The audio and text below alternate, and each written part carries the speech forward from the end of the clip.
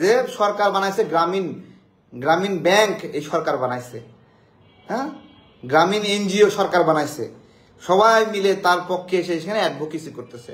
আমরা রাজনীতি করি, রাজনৈতিক ময়দানে লড়াই সংগ্রাম করে এখানে দেশের জন্য কাজ করি, দেশের জন্য জনমত তৈরি করি, আর এই কিস্তি কালেকশনের লোকগুলো এখানে এসে আমাদেরকে হ্যারাসমেন্ট করতেছে। ডক্টর ইউনূসদেরকে লেলায় দিছে যে তোমরা এত লক্ষ লক্ষ আমার কর্মী আছো, তোমরা কি ঘাস কাটো, আমাকে নিয়ে কথা বলে আইসে এখানে দালালি করতেছে। এই যে একটা দালাল, এনজিওর দালাল, কিস্তির দালাল, এগুলো ঠিক আছে। এরা সুদ কালেকশন করে, এদের সুদে মানুষ দিশেহারা, এবং এদের সুদ এবং ঋণ দ্বারা বাংলাদেশের মানুষের কোনো উপকার কোনোদিন হয়নি। কেউ বলতে পারবে না, কেউ বলতে পারবে না, এদের সুদের ফাঁদ থেকে কেউ বের হতে পারে না। কত নির্মম ঘটনা আছে, টিন খুলে নিয়ে গেছে, বাড়ির থেকে গামলা প্লেট হাড়ি বাতিল নিয়ে গেছে, অনেক গল্প আছে। হ্যাঁ, রক্ত পানি করে মানুষের কাছ থেকে টাকা নিচ্ছে, টাকা শোধ করে 3 গুণ 4 গুণ শোধ করেও কোনোদিন টাকা শোধ হয় না। এই হলো এই যে এরা এসে এখানে কমেন্ট করতেছে, এই সুদ কালেকশনের দালালগুলো এসে কমেন্ট করতেছে এখানে। তো আমাদের লড়াই নিরন্তর, আমরা এই দুর্নীতির বিরুদ্ধে বলে যাব। এই সরকারের প্রতি মানুষের যে আস্থা ও বিশ্বাস ছিল, সেইটা তারা লুটপাট দ্বারা, চুরি বাটপারি দ্বারা। আজকে আপনাদেরকে বলি, সচিবালয়ে একটা 5 কোটি টাকার চেক পাওয়া গেছিল, মনে আছে? 5 কোটি না, 3 কোটি টাকা, তাই না? 3 কোটি টাকার চেক পাওয়া গেছিল।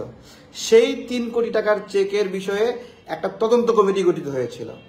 সেই তদন্ত প্রতিবেদন এখনো প্রকাশ পায়নি, সময় দেওয়া ছিল 7 দিন। তো ডক্টর ইউনূস সংস্কার করবে, একটা তদন্ত প্রতিবেদনই প্রকাশ করতে পারে নাই চুরির। কেন করতে পারে নাই? কারণ ওদের প্রত্যেকে এরকম চুরির সঙ্গে জড়িত। এই চোরেরা, আমরা যারা দেশের জন্য কষ্ট করি, এদের হয়ে কিছু মানুষ এসে আমাদেরকে গালি দেয়, আমাদেরকে গালি দেয়। আমরা যারা একটা পয়সা ছুঁই না, অন্যায় পয়সা ছুঁই না, আমাদেরকে এসে গালি দেয়। আমরা যারা হাড় ভাঙা পরিশ্রম করে ইনকাম করি, পাশাপাশি রাজনীতি করি, আমাদেরকে এসে গালি দেয়। এই গ্রামীণ কিস্তি কালেকশনের লোকগুলো আজকে তাদেরকে নামায় দিয়েছে ডক্টর ইউনূস। হ্যাঁ, কতগুলো দুর্নীতির বিষয় বের হয়েছে, কোনো দুর্নীতির বিষয়ে কোনো পদক্ষেপ নেওয়া হয় নাই। আসিফের প্রশাসন নিয়োগে জালিয়াতি প্রকাশ পেল, এনসিপি ভাইবা নাই। হ্যাঁ, দেখেন, সরকারের পক্ষ থেকে প্রশাসক নিয়োগ দেবে একটা রাজনৈতিক দল, তাদের কার্যালয়ে ভাইবা নেবে কেন? ওই যে দেখবে কে কত টাকা দেবে। চিন্তা করতে পারেন, এদেরকে ফায়ার করা দরকার, ক্রস ফায়ার দেওয়া দরকার এই চোরগুলোকে, এই জালিয়াতগুলোকে। এই সরকারের মেয়াদ শেষ হবে, একটা একটা করে ধরে আমরা জেলে ভরবো, কথা দিলাম। এই একটা দুর্নীতি একটা পার পাবে না, পা থেকে মাথা পর্যন্ত সবাইকে। একটা ঘটনা বলি, ছবিটা দেখালে আপনার হলো খারাপ লাগবে। দেখাবো?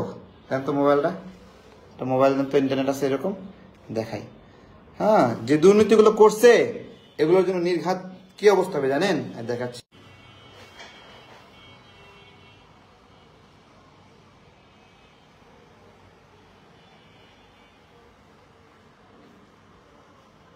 এই তো এদের এটা হবে,